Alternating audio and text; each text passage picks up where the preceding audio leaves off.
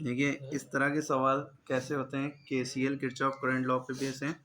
Calculate the value of current in the following, हमें आई की value निकालनी है। कौन सा आई? ये जो I1 है, ये I2 है और ये सिंगल सा आई है।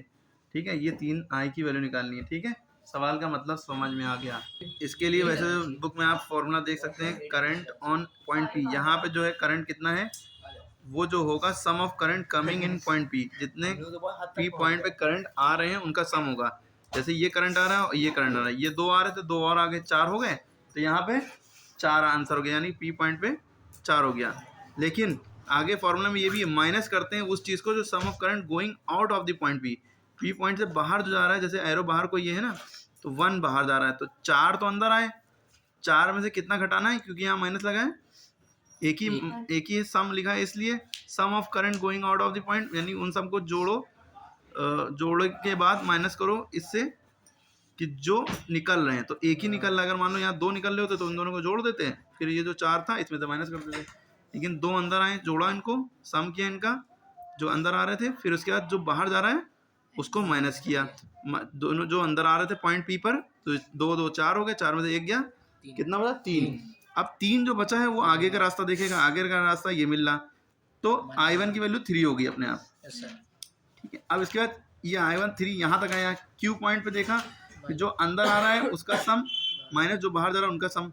जब हम क्यू पॉइंट पे आए तो यहाँ पे हमने देखा कि एक बाहर जा रहा है, और आए यहाँ पे कितने थे? 3, 3 में से एक गया, अब दो आगे जा रहा है, तो I2 की वैल्यू 2 हो गई। फिर आगे बढ़े तो जो जो अंदर आ रहा है वो तो जोड़ देंगे इसमें, ये अंदर आ रहा था पॉइंट पे, यहाँ आर पॉइंट पे अंदर आ रहा है ये, और देखा एरो ये भी अंदर आ रहा है, तो ये 2 आ रहा था और ये एक और आ गया, तो 2 और 1 मिलके 3 हो गए यहाँ पे, 3। लेकिन ये जो बाहर जा रहा है उसमें 3 में से घटाएंगे, बाहर कितना जा रहा है? 1.2। ठीक है, तो 3 में से 1.2 घटाएंगे, कुल मिला के यहाँ पे क्या करना है? आप 3 में से 1.2 घटाना है। बच्चे यहाँ पे गलती करते हैं, घटाना कैसे ये देखिए, इसी में बता देते हैं। 3 में से 1.2 कैसे घटाएंगे? यहाँ पे 3 बन चुका है, ठीक है, 3 माइनस 1.2। अब बच्चे यही नहीं कर पाते हैं भाई, 3 कहेंगे, यहाँ 3 है, यहाँ तो पॉइंट है नहीं, है ना, तो हम क्या करेंगे, 3 को हम ये लिख सकते हैं 3.0 लिख सकते हैं, क्योंकि पॉइंट के बाद अपनी तरफ 0 बढ़ा सकते हैं। तो यहाँ भी पॉइंट के पहले एक नंबर, यहाँ भी पॉइंट के पहले एक नंबर हो गया, और यहाँ भी, तो 1.2 इसमें से घटा देंगे, पॉइंट के नीचे देखिए पॉइंट आना चाहिए, इस 0 में से 2 जा नहीं सकता, इधर से कर ही लेंगे, 10 इधर हो गया, 1 10, 10 में से 2 गया, 8 बचा, पॉइंट के नीचे पॉइंट आ गया, यहाँ बचा 2 में, क्योंकि एक इसने दे दिया ना, 2 बचा, 2 में से 1 गया, 1, तो अब ये हमारा जो आगे जाएगा 1.8 आगे जाएगा, देखिए आंसर 1.8। और यूनिट में हमेशा एम्पेयर लगाते हैं, क्योंकि जब भी करंट निकालना होता है तो आंसर हमेशा एम्पेयर में निकलता है।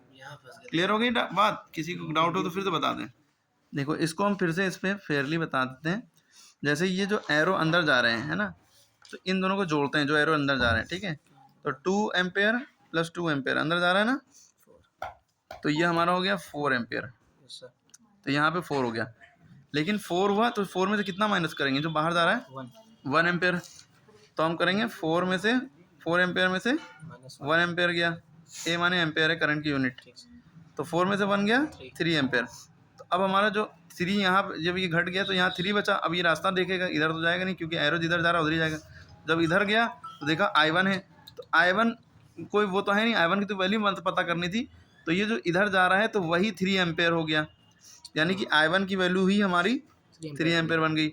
अब ये आगे गया, इसको फिर एक और जंक्शन या नोड मिला, फिर इसमें से कितना बाहर जा रहा है? 1, इधर जो I2 जा रहा है, अगर ये नंबर होता तो भी वो भी माइनस करते, जैसे यहाँ से I1 बाहर जा रहा है, अगर ये कोई नंबर दिया होता 2 या 3 या 1, तो जो हमारा यहाँ पे बना था, यानी कि 3 बना था, 3 में से 1 घटा देते फिर, क्योंकि यहाँ पे नंबर नहीं है, वेरिएबल है, तो बस वही आंसर हो गया उस वेरिएबल का, तो I1 की वैल्यू यहाँ 3 आ गई।